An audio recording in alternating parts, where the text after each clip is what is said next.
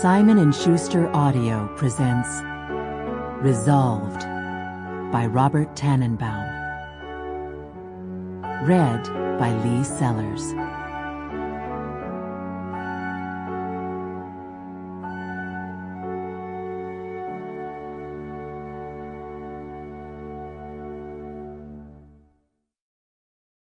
Now.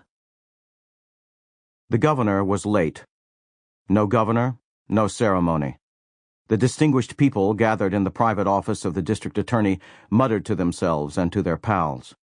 They brought out their cell phones and their date minders and juggled their schedules. The office buzzed with talk, quiet or annoyingly loud, directed at people not physically present, so that the place took on the appearance of a day room in a mental institution. The DA himself, John X. Keegan, simply relaxed, a wide white smile on his broad red face. It had hardly been off that face, not even in slumber, since he had gotten the news of his appointment some months ago. Today was his last day as district attorney after nearly a decade on the job.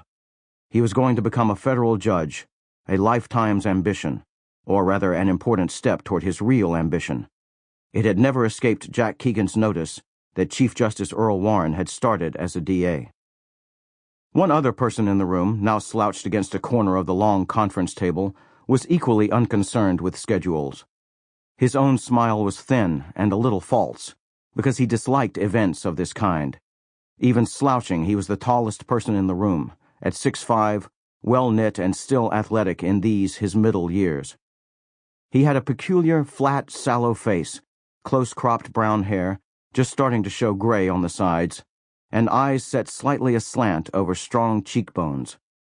These eyes were his signal feature apart from his hugeness. Bright, inquisitive, don't fuck with me eyes, gray in color, shot with flecks of gold.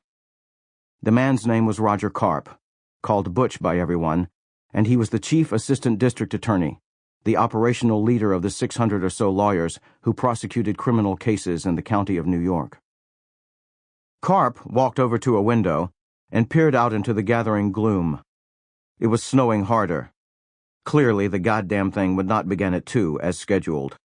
As if answering his unspoken desire to know when it would start, the governor's advance person announced that the governor's plane would be landing shortly, and the governor would then come into the city by car. Regrets, the weather. If you'd all reassemble at 4? Murmurs and sighs from the crowd, which began to move toward the door. Sample complete. Ready to continue?